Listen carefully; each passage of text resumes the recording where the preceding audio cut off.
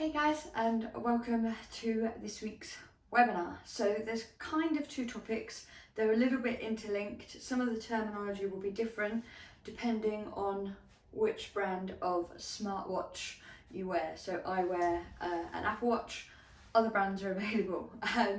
So yeah, we're going to touch on smartwatches and heart rate training zones, and a little bit about some of the myths that'll come up the moment I start talking about the fat burning zone.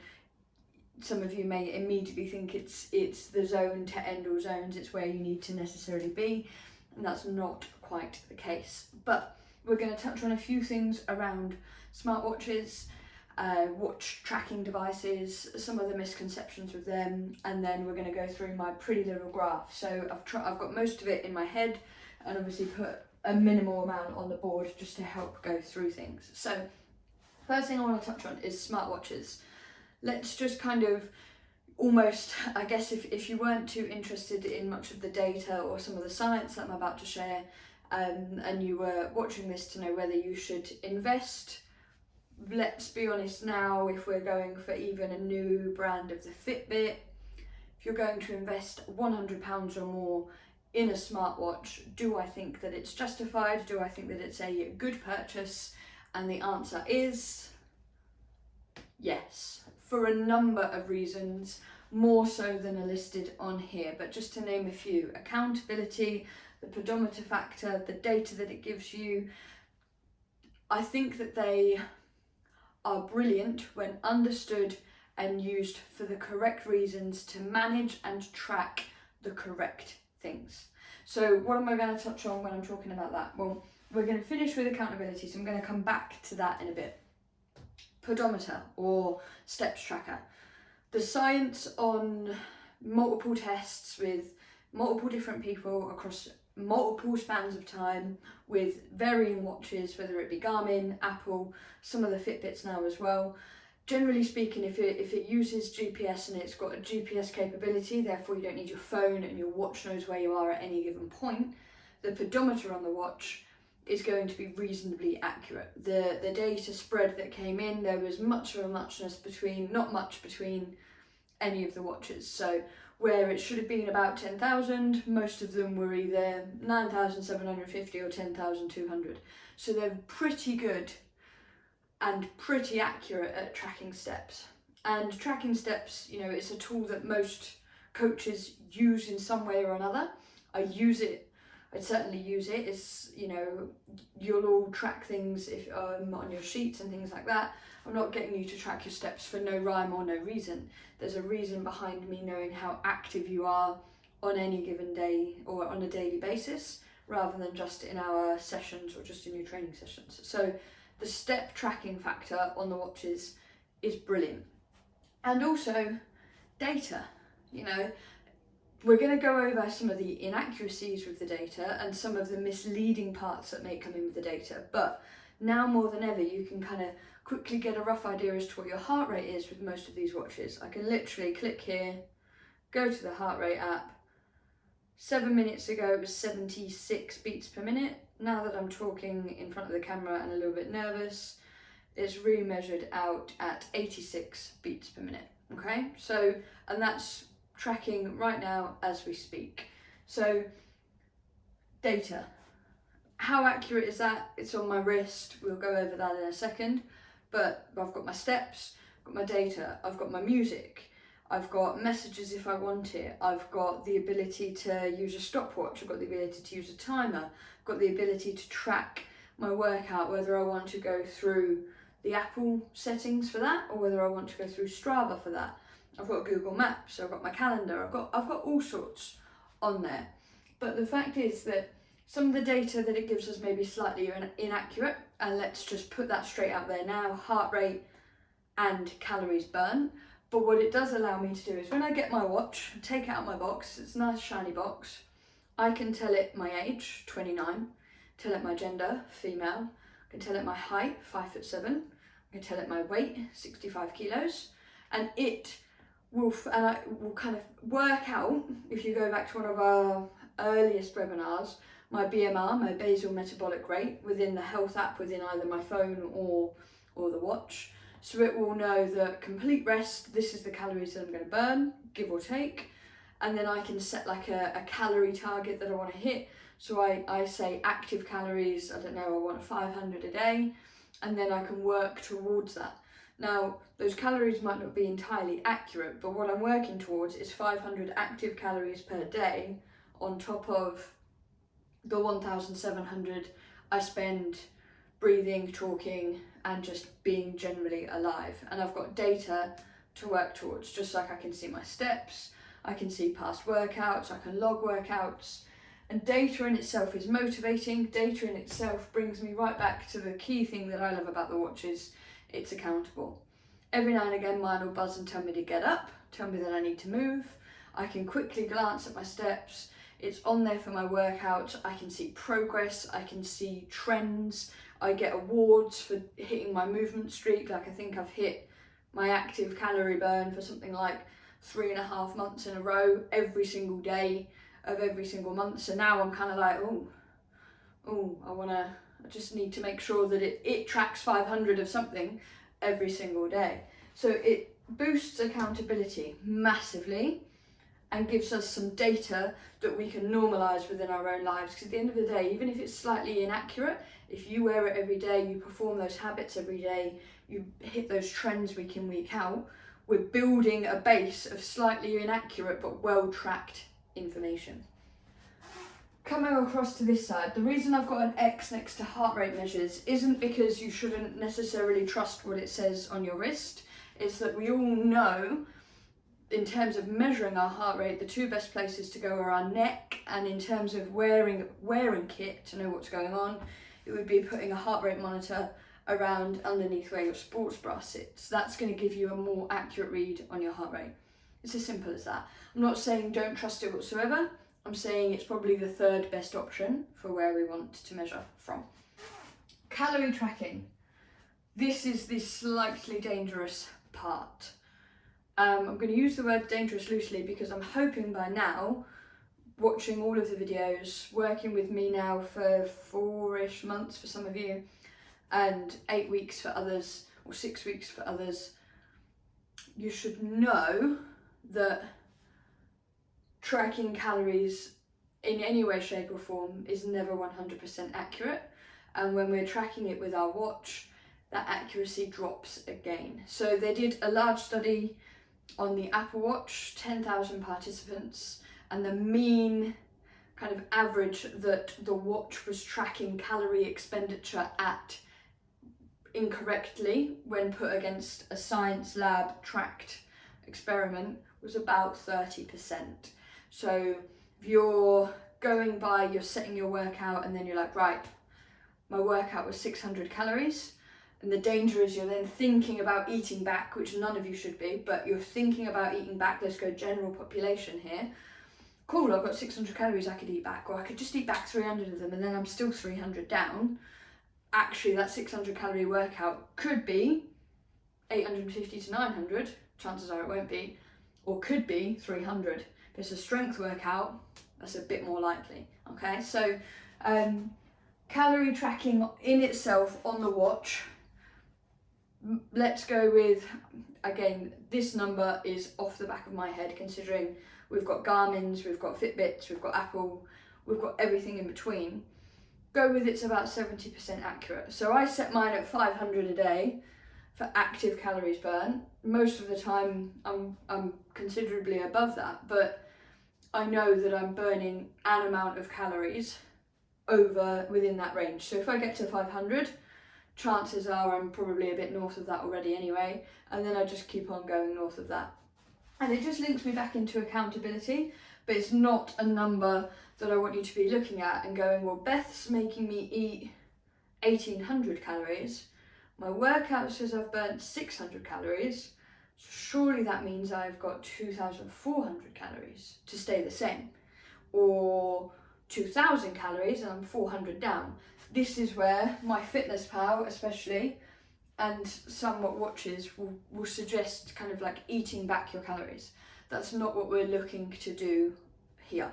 Whenever I set a calorie target, what I'm taking into account is all of your workouts, all of your daily movement, all of your steps, your basal metabolic rate, so breathing, heating your body, and just literally waking up, blinking, digesting, all of these things, all of that is taken into account, and then you are given your number. And that number is your number no matter your training. If you then go off piece on training, I might then have to manipulate it slightly. But that number is designed to try and give you as much energy, food, as possible, whilst staying in a slight calorie deficit if your task or your mission is to drop body fat over a period of time. Okay, so when it comes to the watches, the data, please don't forget this, the data is great to have, keeps us accountable, and it's, you know, looking at your watch and going, okay, my heart rate's at 147 is better than stopping a session and trying to go, oh no, heart rate feels like, and then actually sometimes you can start to build a link. So when your watch isn't, when you're not using your watch, you kind of can tell that your heart rate's right up, and it just starts to build a little bit of education around something that might only track 10-15 beats out, so it won't be massive. And calorie tracking as well, having a loose idea that you're burning calories. Your watch sets you goals, it gives you things like streaks like mine does. Can you hit your standing streak? Can you hit your exercise streak? Can you hit your calorie streak? And you keep on hitting these streaks. Guess what I'm becoming? Accountable to myself, accountable to if I was paying for a coach or being supported by a coach, and accountable to the data as I'm trying to build a pattern. Okay, so they're great for a number of things. And I would, as I said, as I started this whole video with, if you've got one, awesome. If you haven't got one and you're looking to spend £100+ on a watch that gives you more than just the time, do I recommend them? 100%. Now, it comes on to heart rate zones.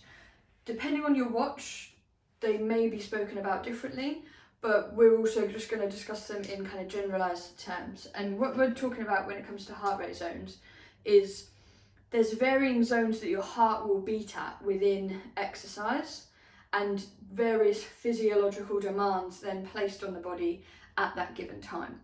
And one zone in particular that I think the Fitbit specifies is like fat burning zone, and you'll see it if you remember going into like gyms with like rows of cardio equipment, and your cross trainer might have fat burning button, something else button, an interval button, and something like that. And what are they trying to elicit there? Well, what we're looking at is, this is all, sorry, I should have put max heart rate here. This is all percentages of your max heart rate, okay? Maximum heart rate being 220 minus your age. So me, 191 beats per minute. So here, 191, for example. And then we've got varying ways that we can test the heart rate within training. So something like low intensity steady state, your warm-ups, just brisk walking, for example, things like that will creep you up. I've not even put anything lower than 40%, will creep you up 40 to 60%. What will it do? Well, the heart will start beating a little bit quicker, so it'll be sending more oxygenated blood to the body in order to obviously prep for exercise. In doing so, the oxygenated blood will be getting to the muscles and releasing glucose, or breaking down glycogen into glucose for energy for the demand or for the task that we're about to place on the body. Then you've got kind of in the middle, moderate intensity steady state, or kind of a little bit higher than that, the fat burn zone that some CV machines or watches will say, like, you spent 30 minutes of your workout in your fat burn zone, you spent 10 minutes of your workout in your like anaerobic zone, and you spent, I don't know, 5 minutes of your workout in your warm-up zone, for example. And it will just be plotting your heart rate based off the inbuilt heart rate tracker, and based off the data that you've given the watch, as to where you fall within those percentages. So as I said, if I've given my watch my age, it knows that that's my max heart rate. So then when I'm starting to work, it's going to tell me my relative difficulty and things like that in terms of the workout. Now, one common misconception that I just want to cover with the fat burning zone, it's with oxygen, and when it comes to training with or without oxygen, aerobic, anaerobic, aerobic with oxygen, anaerobic without oxygen. what we need to break down what we need in order to break down glucagon into glucose is oxygen, okay? So in order to go through that breakdown process of the carbs that are sat waiting in our muscles or body fat stores to break them down into glucose, is we need oxygen, okay? So this whole area in the middle is talking about breaking down stores, whether carbs or fat stores, into oxygen. Now the body will always pick carb stores because they're ready available in the muscles. It's almost like they're there idle, they're sat waiting to be broken down into glucose, ready to go to be used for any training that comes in front of it, okay? And it can be it's a longer process to swap the body into breaking down body fat into glucose, again with oxygen. Now, I really want to say that carefully because it makes it sound like, well, you want to skip the glucose bit, you want to skip the carbs bit, and you want to go straight to breaking down fat into glucose so that we can burn body fat. But that in a sense isn't what the system is doing. It's prioritizing the energy demands at that point in time. And if we're training high intensity, moderate intensity, fat burn kind of zone for long enough, we're going to be using a mix of our carbohydrate stores because they will burn out much quicker, and our fat stores to provide energy for that workout. And we want to use a mix of both because carbs are incredibly important for performance, incredibly important to get you going, incredibly important to start the workout. They're there ready to go when you need them, okay? And trust me, you know the difference when you've not got a high amount of carbs in your body, in your system, ready to go in the muscles. It can be harder to get going, and energy can almost feel somewhat lacking if carbs aren't high enough or suitably high for the demands that you're placing on your body within life and within your training. So what I wanted to touch on really with these two zones is when we're training, for the most part, you're going to sit in those zones because you can't sit at 100% forever. It's impossible. That's why a 100-metre sprint is only a 100-metre sprint, because they are literally almost crossing the barrier into 101%. And they are doing that completely without oxygen, okay? So it's anaerobic, okay? Now, not every element of high-intensity training is necessarily done without oxygen, but a large part is. So that's going straight for our carb stores. But once we've gone out of that, so for example, you're going into your AMRAPs.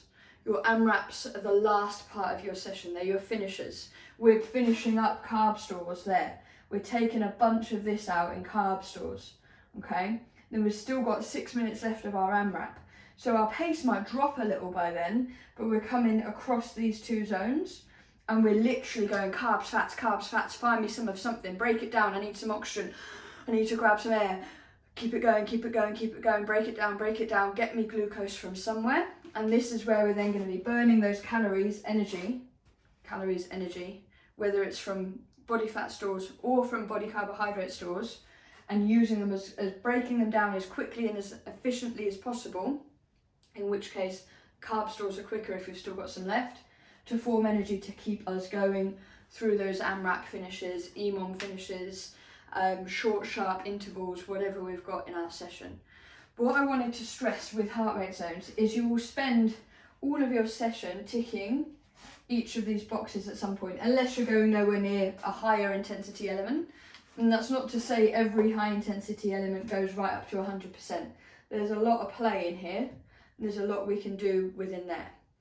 And also, when we're touching on this, and we're saying that most of this is done without oxygen, therefore the alarm bells are now going, Beth said I can only break down fat if I've got oxygen present, how's this going to work? What we're doing here, without oxygen, it puts us into EPOC, which is oxygen debt, basically. And at the end of your session, for an hour or two, for the next 4 or 5 hours max, you need to replace that oxygen debt. Your body is trying to replace that oxygen debt. So calories are going to continue to burn at a slightly higher rate, depending on age, gender, body weight. But at a slightly higher rate, you'll continue to burn calories through that EPOC system, just to, again, replace that oxygen debt after your session. So there's always a little bit of carryover. But the key thing, and this is going to sound completely contradictory, but the key thing that I want you to take away from all of this graph, heart rate zones, there's a couple of key things. Number one, feel is always going to be king. Number two, having a look at your watch, having a look at your data, where do you spend most of your sessions in? Oh, I've gone up into that kind of higher intensity bit there. I remember that was when I was doing that part of the session. Makes sense now that I'm spending most of it in that fat burning zone, that's 70 to 85% of my max heart rate, sitting in between 140 and 160, you know, burning energy regardless of where it's coming from, carbs or fats. What I want you to take away is you've got data. You guys now know whether this comes up on your watch or not. You've got understanding. You should obviously have a very basic understanding that your sessions will be burning calories regardless. But the reason that I talk about your daily movement, the reason that we focus on habits, the reason that we focus on protein, the reason that I don't cut your carbs right down, and all of these reasons put together is that your training sessions are about building tone, building shape, building strength, building confidence, strengthening your bones, strengthening your joints. As I said, building your self-confidence up and creating a whole system that once it's put together and we've hit 13,000 steps for the day, we've tracked 1,700 calories, we've tracked 110 grams worth of protein, and we've smashed a kettlebell home session with a 12-minute AMRAP. Does that now give you that whole kind of picture? And I've managed to blend it into a smartwatch webinar, but that whole picture that your training sessions aren't there to burn calories. That is not that's probably 8th on the list of purposes that your training sessions are there for. Your training sessions are there to do so much more, but understanding how your heart rate gets manipulated within walks, and understanding that a smartwatch can boost your accountability on top of having me in your corner, well, for me, I think that that's a great place to be, because fundamentally it's about knowing your why, having clear goals and getting as much support around those goals as possible. So understanding how your heart rate works, what energy is being broken down at what point within that system, and how you can manipulate those systems slightly to benefit yourself. Well, obviously that's all good. So if you've got any questions on any of this, or you want me to go through it in further detail, please let me know, and have a good week.